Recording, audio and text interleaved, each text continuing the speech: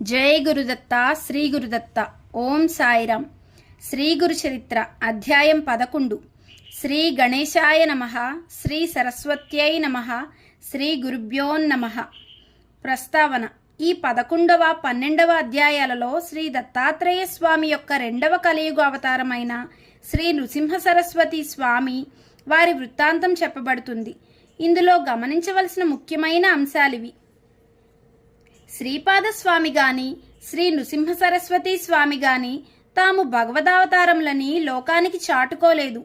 శ్రీరాముడు కూడా ఆత్మానాం మానుషం మన్యే, నేను మానవుడుననే తలస్తున్నాను అన్నారు. శ్రీకృష్ణుడు తాను భగవదావతారమని అర్జునుడి వంటి ఆంతరంగికులకు కొద్దిమందికి మాత్రం చెప్పాడు గాని లోకానికి చాటలేదు. దీనిని బట్టి నిజమైన అవతార పురుషుడు తన నిజతత్వాన్ని లోకానికి చాటుకోడని తెలియాలి. వేదవ్యాసుల వంటి సత్యద్రష్టలు కొద్దిమంది మాత్రమే ఈ రహస్యాన్ని గుర్తించి లోకానికి తెలియబరిచారు. ఈ అవతారమూర్తులందరూ తమ నిజమైన విశ్వరూపాన్ని ఆంతరింగికులకు ప్రసాదించి అనుభవపూర్వకంగా తమ దైవత్వాన్ని నిరూపించారు. అలాగాని పౌండరీక వాసుదేవుని వంటి కీర్తికాములు మాత్రమే తాము అవతార పురుషులమని లోకాన్ని నమ్మింపజూచారు. అవతార పురుషులందరూ సద్గురువులను ఆశ్రయించి సత్సాంప్రదాయాన్ని పాటించారే గాని తమ కట్టి ఆలంబనలు అనవసరమని, తాము సర్వధర్మాలకు అతీతులమని చెప్పి స్వేచ్ఛాచారులు కాలేదు. అవతార పురుషులందరిలాగే వీరిద్దరూ తాము జన్మతః పరిపూర్ణులైనప్పటికీ వినమ్రులై సాధకుల వలెనే ప్రవర్తించారు గాని సిద్ధులమని విర్రవీగలేదు. వీరు దివ్యలీలలను ప్రదర్శించినప్పటికీ అవి ఆర్తులను రక్షించేవిగాను అర్ధార్థులను పోషించేవిగాను నిర్దుష్టమైన ఆధ్యాత్మిక భావనను భక్తులకు ప్రసాదించి వారిని మోక్షోన్ముఖులుగా చేసేవిగా మాత్రమే ఉన్నాయి. కేవలం తమ శక్తి సామర్థ్యాలతో లోకులను సంభ్రమాశ్చర్యాలలో ముంచి తమకు కీర్తిని చేకూర్చే సాధనాలైన చిల్లర చమత్కారాలు వారెన్నడూ ప్రదర్శించలేదు. కథారంభము. నామధారకుడు అత్యంత ఆసక్తితో ఇలా అన్నాడు: అటు తర్వాత శ్రీ దత్తాత్రేయ స్వామి రెండవ పర్యాయము ఎక్కడ అవతరించారు? ఏ లీలలు ప్రదర్శించారు? అప్రమేయుడైన ఆ భగవంతుని లీలలు మీరు చెబుతుంటే వినాలన్న కోరిక నాలో పెరుగుతున్నదే గాని తరగడం లేదు. ఆ రెండవ అవతార విశేషాలు కూడా వివరించండి. అంతటి శ్రద్ధాళువైన శ్రోత లభించినందుకు సిద్ధునికి భగవల్లీలలు తనివితీరా వివరించి చెప్పే అవకాశం లభించింది. అట్టి అదృష్టానికి పొంగిపోయిన సిద్ధుడు, నామధారక, దీనులను ఉద్ధరించడానికి తనను తాను దత్తం చేసుకున్న పరమేశ్వరుని చేతలు యోగీంద్రులకు కూడా ఊహించ సాధ్యం కానివి. కనుక నేనెంత వర్ణించినా అగాధమైన ఆ గాథలో లవలేశమే అవుతుంది గాని ఆయన లీలలన్నీ చెప్పినట్లు కాదు సుమా, ఇక విను అని ఇలా చెప్పారు. శ్రీపాదస్వామి ఆదేశించినట్లు అంబిక జీవితశేషమంతా శివపూజలో గడిపింది. ఆమె మరుజన్మలో మహారాష్ట్రలోని కారంజా లేక లాడకారంజా అను గ్రామంలో వాజసనేయ శాఖకు చెందిన ఒక సద్బ్రాహ్మణుని కుమార్తెగా జన్మించింది. తల్లిదండ్రులు ఆమెకు అంబా అని నామకరణం చేశారు. ఆమెకు పూర్వజన్మ సంస్కారం వలన సౌశీల్యంతో పాటు శివభక్తి కూడా అబ్బింది. ఆమెకు యుక్త వయస్సు రాగానే మాధవ శర్మ అనే బ్రాహ్మణోత్తమునికిచ్చి వివాహం చేశారు. అతడు మంచి శివభక్తుడు. ఆ ప్రాంతంలోని స్మార్తులకు శివవ్రతం చేసుకునే అలవాటుండేది గనుక వారిని శివవ్రతులంటారు. పూర్వజన్మ సంస్కారానికి తోడు ఈ జన్మలో భర్త యొక్క సత్సాంగత్యం వలన ఆమె ప్రతిదినము సంధ్యా సమయంలో శివపూజ, భర్తతో కలిసి శని ప్రదోష పూజ, శనిత్రయోదశి నాడు విశేషమైన పూజ చేస్తుండేది. విశేషించి అంబ తన భర్తను సూర్యుణ్ణి ఛాయాదేవి వలె విడనాడక సర్వోపచారాలు చేస్తుండేది. ఇలా 16 సంవత్సరాలు గడిచాక అంబ గర్భవతి అయింది. మాధవ శర్మ సకాలంలో పుంసవనాది కార్యక్రమాలు నిర్వర్తించాడు. నెలలు నిండిన తరువాత మహామహిమాన్వితమైన ఒక శుభలగ్నంలో ఆమెకొక మగబిడ్డ కలిగాడు. నామధారక, ఆ పిల్లవాడు పుట్టగానే అందరి పిల్లల వలె ఏడవలేదు. సరికదా స్పష్టంగా ప్రణవముచ్చరించాడు. అది విన్నవారు ఆశ్చర్యపోయారు. జ్యోతిష్ శాస్త్ర విద్వాంసులు అతని జాతకం చూచి, మాధవశర్మ, నీ భాగ్యం పండింది. ఈ శిశువు సాక్షాత్తు భగవంతుడే. ఇతడు మనవలే గృహస్థాశ్రమం స్వీకరించడు. చిన్న వయసులోనే సన్యాసం స్వీకరించి జగద్వంద్యుడవుతాడు. ఇతని చరణాలు ధ్యానించిన భక్తులకు కామధేనువవుతాడు. ఇతని దర్శనం చేతనే పతితుడు పావనవులవుతారు. ఇతనిని కన్నందువలన మీకు కీర్తి ప్రతిష్టలు, దివ్య సుఖాలు లభిస్తాయి అని చెప్పారు. మాధవశర్మ ఆ విద్వాంసులను ఘనంగా దక్షిణ తాంబూలాలతో సత్కరించాడు. వారు సెలవు తీసుకుంటూ, మాధవశర్మ, ఈ బాలునికి శ్రీ సిద్ధులు దాస్యం చేస్తాయి, నవనిధులు పరిచారకులవుతాయి అని ఆశీర్వదించారు. ఆ బాలుడు పుట్టిన వెంటనే ప్రణవముచ్చరించిన సంగతి వాడవాడలా ప్రాకిపోయి అతనిని చూడడానికి జనం ఇసుక వేస్తే రాలనంతగా వచ్చారు. పిల్లవానికి దృష్టిదోషం తగలకుండా తండ్రి రక్షాబంధనం చేయించాడు. తల్లి అతనికి ఉప్పు, మిరపకాయలు, ఎండుమిరపకాయలు, వేపాకులతో దృష్టి తీసేది. తర్వాత ఒక సుముహూర్తంలో ఆ పిల్లవానికి సాలగ్రామదేవా అని పేరు పెట్టారు. కానీ ఇంట్లో అందరూ అతనిని నరహరి అని పిలుచుకునేవారు. నరులంటే అజ్ఞానబద్ధులైన మానవులు, హరి అంటే మానవుల యొక్క అజ్ఞానం వలన కలిగిన దైన్య, తాప, పాపాలను పోగొట్టేవాడని అర్థం. ఆ పేరు ముందుగానే ఆయన అవతారమూర్తి అని సూచిస్తున్నట్లున్నది. బలహీనంగా ఉండడం వలన అంబ వద్ద పిల్లవానికి చాలినన్ని పాలు లేవు. పిల్లవాని కోసం ఒక దాదిని గాని పాడి మేకను గాని ఏర్పాటు చేయాలని ఆ దంపతులు ఆలోచిస్తుండగా ఆ పిల్లవాడు తన చిన్నారి చేతులతో తల్లి యొక్క వక్షస్థలాన్ని స్పృశించారు. వెంటనే ఆమెకు స్తన్యం పెళ్ళుబిక్కి 32 ధారలుగా కారి నేలపై పడ్డాయి. ఈ విషయం అందరికీ తెలిస్తే బిడ్డకు దృష్టిదోషం తగులుతుందని వెరచి అంబ ఈ లీలను రహస్యంగా ఉంచింది. ఆ పిల్లవాడు ఊయలలో పడుకోబెడితే ఏడ్చేవాడు, నేల మీద పడుకోబెడితే ఆడుకునేవాడు. ఇలాంటి లీలలు ఎన్నో జరిగినప్పటికీ తల్లి వాటిని ప్రకటించలేదు. అందువలన ఆ ప్రభువు యొక్క సంపూర్ణమైన దివ్యత్వం అందరికీ తెలియలేదు. ఇలా సంవత్సరం గడిచినా అతనికి ఒక్క మాట కూడా రాలేదు. కులదేవతలను ఆరాధించమని కొందరు, మర్రి ఆకుల విస్తళ్లలో బ్రాహ్మణులకు భోజనం పెట్టించమని మరికొందరు, రావి ఆకుల విస్తళ్లలో భోజనం పెట్టించమని మరికొందరు చెప్పారు.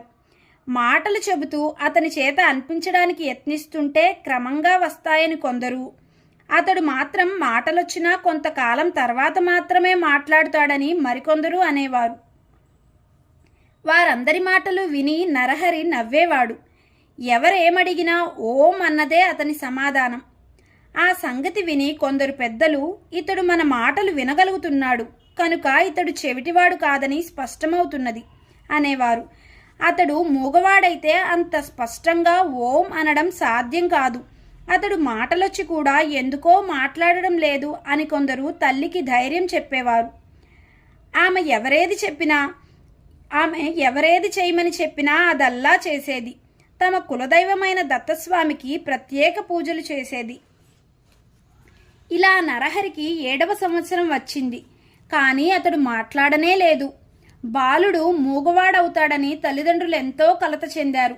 ఒకనాడు అంబ అతని పరిస్థితికి కంటతడి పెట్టింది.